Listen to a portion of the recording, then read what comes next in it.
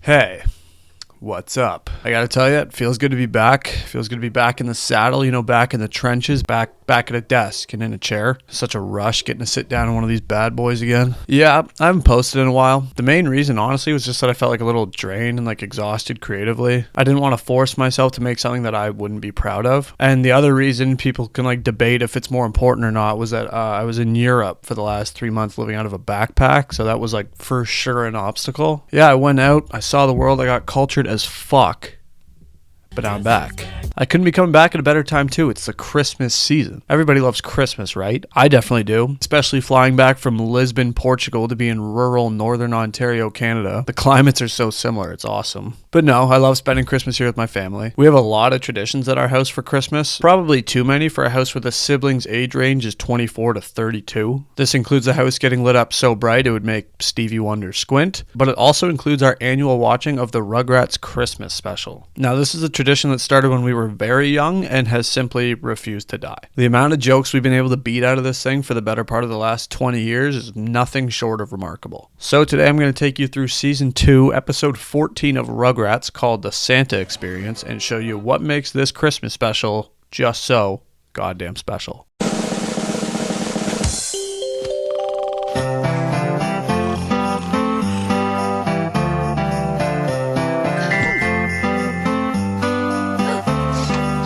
So obviously the Rugrats theme song is Butter. Always has been elite, probably always will be elite. Always gets you pumped to see what wacky antics Tommy Pickles and the gang are going to get up to. Yes, sir.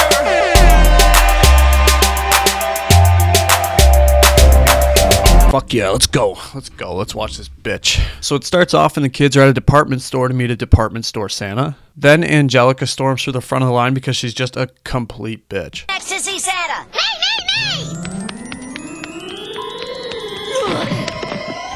Oh, ho, ho, ho, and how are you today, little, Angelica. I'm going to be calling her that a lot throughout this video, by the way, and I know that's not a good habit to get into, is calling little girls bitches, but she's a drawing, so it's not a big deal, and she is one, so it's okay, I think. Also seems crazy that none of the staff went up to her dad and were like, hey sir, your daughter just barreled over 6 people on way to cutting to the front of the line. You're super kicked out. I'd be next level pissed if I was a parent or especially a kid in that scenario, and I would not be silent about it. I would cause a scene. She even trucks this employee on her way out, which just has to be an all-time Hall of Shame moment for this guy, just getting bundled by some little girl while you're wearing an elf costume. I'd call that a tough day at the office, and I'd probably quit. While she's in there, she obviously asks Santa for absolutely everything, including one toy that I don't love the sound of.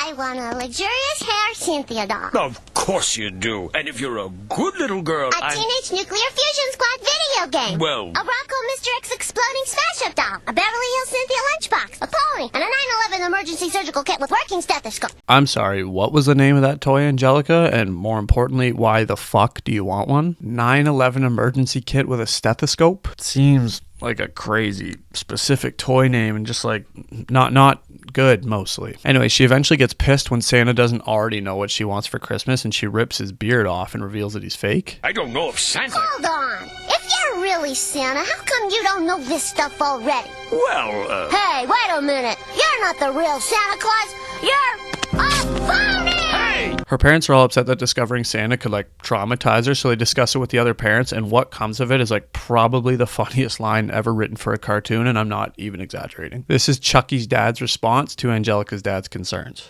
Well, even if she is traumatized for life, Drew, she'll still have a better Christmas than I ever had. What do you mean, Charles? Well, when I was a kid, Christmas was always kind of disappointing. The best gift I ever got was a rubber glove and a tongue depressor. First of all, he trauma dumps for no reason. None of the conversation had to do with him or Chucky or bad Christmases. It had to do with Christmas being ruined for them. So he just wanted to tell people this, which is hilarious. It's been weighing on him for 30 plus years that this is all he got for a Christmas. Secondly, a rubber glove and a tongue depressor. What? Who came up with that? That's the funniest shit ever. Like, oh my God, what a ridiculous line. And it's even funnier because Chucky's dad has like the fucking goofiest voice on the show. That's an all-time line that we quote at my house like all year round. We always say this because it's like obviously it is. It's so random and it's so specific at the same time. Like, imagine getting that on Christmas. That's worse than Charlie Brown getting a rock. That's just stuff in like a medicine cabinet. Just thinking about how much disinterest in you your parents have to give you that is insane. Also, side note, look at the layout of this kitchen. First of all, it's enormous. Like, just simply way too big for a suburban house with a family of 4. Who needs that much space? Then to top it off, they just have like a 4-seater dinner table at 7G of the battleship board of the kitchen. Not a thing on the counters. One light fixture hanging over the table. It's like 50 feet long. It looks like they just moved into the back of a restaurant. Anyways, the parents come to the conclusion that to restore Angelica's faith in Christmas, they should all rent a cabin together and spend Christmas at it. Not entirely sure this even needs to be done because as we see throughout the whole episode, her entire plot revolves around the fact that she still full-on believes in Santa. Like, this did nothing to shake her faith. It didn't do anything to shake any of the kids' belief in him, actually. Like, no one is fazed by this. No, instead their parents just have to shell out an extra like $3,000 because they're doing this so last minute. It's like Christmas Eve when they're doing this, so they just have to spend $3,000 for no reason. After they decide to rent the cabin, all the parents like mention how they're going to chip in, like call the travel agent or get Christmas decorations. My personal favorite is what Grandpa says he's going to do to pitch in. I'll call the travel agent and get a cabin. I'll go buy some lights and ornaments. I'll drink a couple of quarts of eggnog and fall asleep in front of the TV. It's just a kid-friendly way of saying he's a raging alcoholic. Tommy's mom ends up phoning the travel agent, but unfortunately she gets on the phone with who I can only assume is Beaker from the Muppets. I know it's only a few days till Christmas, but don't you have anything? Yes? Yes? No, I don't think Tijuana's the right location. Also, Tommy's mom looks like she was electrocuted pretty badly at some point in her life. Her hair is going everywhere. Back to Angelica, she was given like a large box of toys for her childhood being like completely ruined. And obviously she hates everything in there. So when she realizes the twins, Phil and Lil, don't know what to get each other for Christmas, she like hatches this plan to ruin their Christmas for absolutely no reason, further supporting my theory that she's a total bitch. Angelica suggests to Phil that he should give his sister crayons for her coloring book for Christmas, and Phil thinks this is the most mind-blowing gift you can give anybody. What if you gave her something for her favorite coloring book? Like, maybe crayons. Yeah! Oh, but Angelica, where am I gonna get a great present like that? He is all in on crayons being elite items. That idea blew his mind. I understand that they're children, but like they're pretty smart kids. They speak in full sentences. They outsmart adults like pretty often. I just feel like he could recognize that, well, crayons would be a nice tool for her coloring book. They are just crayons at the end of the day. She has to have some already. Would be pretty insane if she had a coloring book with no crayons, and I just can't think she's reading it. So Angelica takes his Reptar doll, which is his favoriteest toy ever! as he so unintelligently puts it, in exchange for a pack of crayons. And then she takes Lil's coloring book in exchange for a Reptar space helmet. Again, she does this for no reason. She's just a complete bitch. On the parents' side of things, Angelica and Chucky's dad both want to make Christmas special for their kids, and they both come to the conclusion that they should get Santa to come down the chimney on Christmas Day. Chucky's dad, whose name is Chaz, by the way, which is just an insane name to give an adult man, he wants to play Santa, but Angelica's dad wants to hire a pro to play Santa. When Chucky's dad is initially telling him his plan, and Angelica's dad is like, yep, I was thinking the same thing, he looks like, what is he doing? Why does he look like that? Imagine talking to somebody and they look at you like that. Like, what are you thinking? Hey man, so I was thinking this Friday, I have a free house, so I figured we could pre at my place before we go out. We can like have all the guys over and stuff, and there should be a game on, so we can watch that while we're doing that. And then once that's done, we could probably head. What are you doing? Stop doing that. You look, what the fuck are you doing? You look like a horse. You look like a horse that needs to be put down. Stop that. Afterwards, Grandpa comes in to teach the kids all about Santa Claus and how you have to be good if you want to get presents. Well, it ain't the truth. Saint Nick is as real as you or me. That's right. I seen him with my own 2 eyes. Really? Yep. I think he means he'd seen them with those 2 gaping holes in his face, because I wouldn't describe those as eyes. The parents end up securing the cabin. Phil and Lil's mom says all right about 4 times in celebration, as one does. Guess what, everybody? We got a cabin! All right, Then since Grandpa's little perfectly timed chat about how Santa doesn't fuck with bad kids, Angelica's all nervous and she ends up having a nightmare about it. And they're all for you, princess.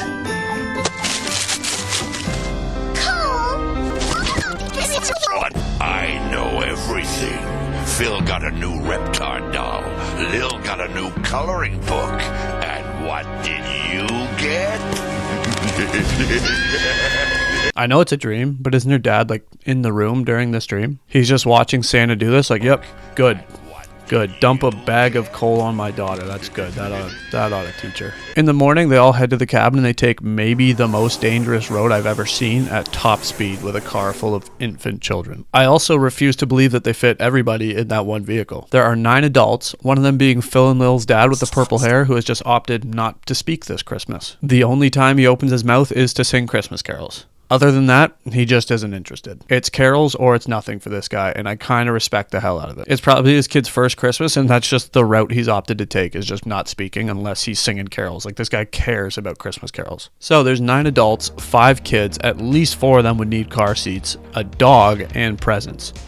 All of this is fitting in this one car that is not a U-Haul van. That's got to be the most illegal car ride ever. Like, I can't even imagine the fine they would get if they got busted. They get to the cabin and Tommy and Chucky start setting up booby traps because Chucky thinks that Santa's evil and Tommy thinks that he isn't, so they're going to catch him and try and figure out if he is or isn't. My only issue with this plan is that since they are infants, they go to bed pretty early, and their plan involves leaving booby traps, including a log just laying in front of the door, not the cleverest booby trap I've seen, and tying popcorn strings to the doorknobs. The parents still have to move around and do stuff, right? Like, they're not going to bed when the kids are. They're obviously going to move these things out of the way and probably be like, hey, which adult did this? Because their kids should probably be the last guess as to who's leaving logs around and tying popcorn strings around the doors, because they're just so young. I know I would be stunned if I saw this and the only possible suspects were my 1-year-old child or my middle-aged friend. Angelica's mom made the trip too, but she's a businesswoman, so she's always on the phone just spewing the most like generic business jargon of all time. This, after all, the season of love and joy. I don't care, Jonathan. We've got to crush the competition, and we've got to crush them now. You can see where Angelica gets her bitch from, but seriously, she's on her phone the entire time, even at dinner. Jonathan, listen, I am tired of these endless justifications.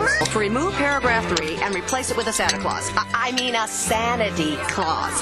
Everywhere I am today, I have done myself. At what point are you just like, hey, you've got to get off the phone? Because I know I'd be thinking, like, why did we invite these people? Later on, Angelica goes with Phil, Lil, their mom, and Tommy's mom to go chop down a Christmas tree. While she's there, Angelica plans to talk to Phil and Lil about, like, presents and stuff so she can get back in Santa's good books. But all I managed to notice in the scene is how Phil and Lil's lips make their mom look like a Magikarp from Pokemon. She does that horse face later on, too, so I guess she looks like a Magikarp mixed with a horse, which has to just be the meanest thing you could ever say to a woman. Afterwards, everyone's having dinner, and someone just keeps complimenting the freshly laid out food by saying everything's candy. It's a compliment I've never heard before, but I kind of love.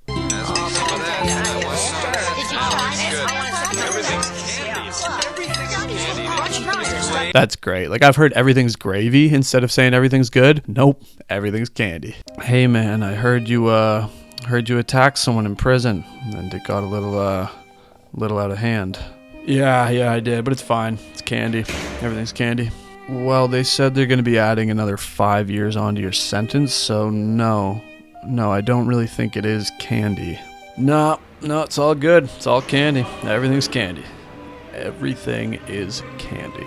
After dinner, the parents put the kids to bed and start singing Christmas carols at like max volume for some reason.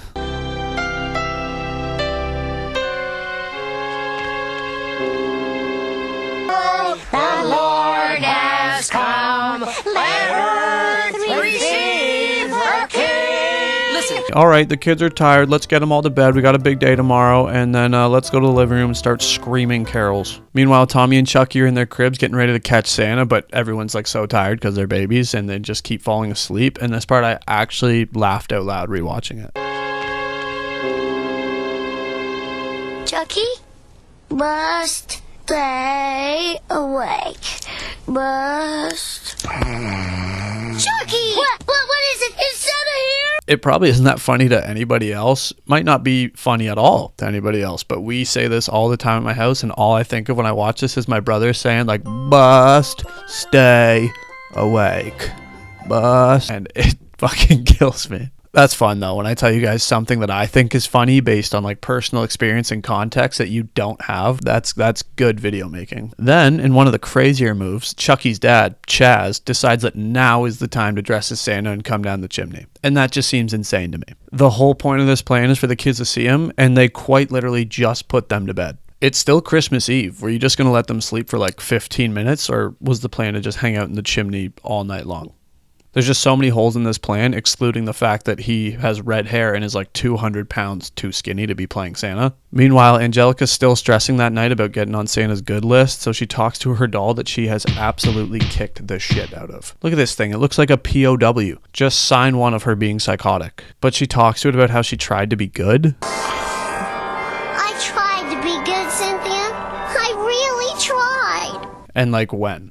When did she try and be good? Where was I? She pulled her little stunt, learned there were repercussions for her actions, tried to talk to the twins on the hill about like the history of presents, and that was it. Why didn't you just give the toys back and say I'm sorry? I know why, but I won't say because she's a mega bitch, because that would just be in bad taste. Also, Gramps must have really been putting back the eggnog to fall asleep watching just 2 bells ringing on TV.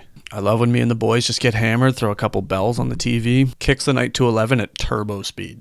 Anyways, the kids wake up when Tommy's dad trips over the popcorn string that they tied to the door. How he got outside without noticing the popcorn string is beyond me and probably beyond the laws of physics. They run out, see him bringing in the gifts, which they don't seem to care about at all, which I find odd because their whole thing is trying to figure out about Santa, and that would just prove that he doesn't exist, but they don't seem to care about that. And then Chucky's dad plummets down the chimney and scares the ever-loving fuck out of Chucky. Glad it was only Tim! What are we gonna do, Tommy? What are we gonna do? After he gets freed from the chimney, Chucky's obviously terrified, and he gets comforted by him by saying, It's just me. which is also funny because of his voice, like it's just B. Sounds like he has a cold all the time. Right after though, the real Santa walks to the front door and gives all the kids gifts. Merry Christmas, Tommy, Phil, Lil. Aren't you guys up past your bedtime? Merry Christmas, Chucky. Still think I'm so scary?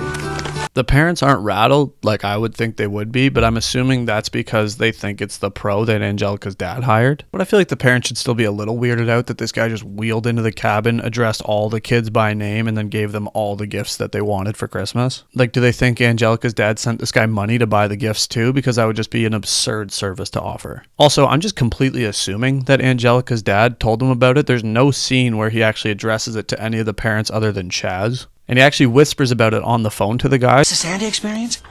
Yeah, just calling to confirm the Santa act tonight. Great.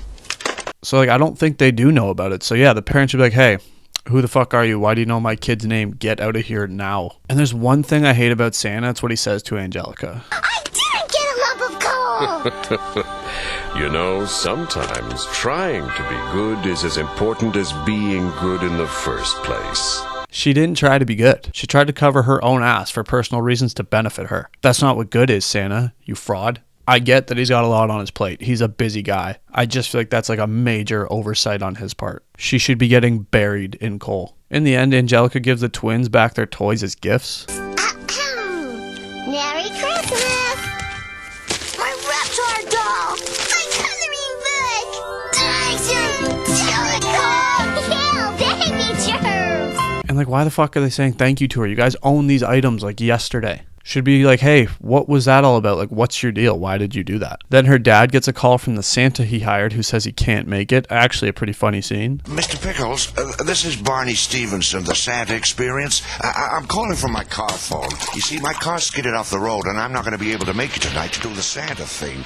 Can we reschedule? Mr. Pickles? What do you mean you can't make it? I hate Christmas. Can you reschedule?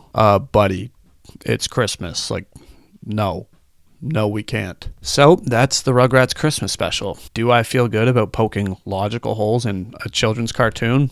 I don't really care, to be honest. I think it's kind of funny. What I do care about, what grinds my gears, what bubbles my bath, I just thought of that one, don't really love it, is how they tried to convey it. Like, Angelica, like, honestly tried to do something good, because when did she? She didn't. In reality, all she did was she tried to do the right thing, kind of, because then she would get better gifts at Christmas. Legitimately a horrible lesson, being taught to kids there. That's like it actually is. Tommy's a good kid though. I fuck with Tommy. He's just doing his own thing. I like Tommy a lot. Merry Christmas, happy holidays. I hope everyone has good ones. It's a great time of the year. I live in an area where there's snow on the ground. That always gets you more in the mood, so that's fun. Here's my quick plug.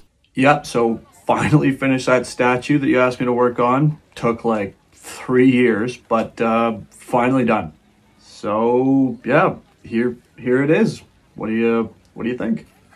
Wow, it's nice. It's really nice. I mean, it's some extraordinary work. What's that? What's what? His left eyebrow is a little higher than his right one there. So yeah, thank you so much for watching. It's good to be back. I will legitimately try and make more videos now that I'm back. I had like a 3-month vacation. I feel like that's probably enough time off. Like, probably wouldn't hurt me to do like a little bit of work. So hopefully you'll see more of me. I'm gonna try and be disciplined, which is like the number one thing I'm not. Hold me to it, guys. Hold me to it. But that's all for this one. Thank you so much for watching. Angelica, like, you know what I'm gonna say. She's a bitch. Peace.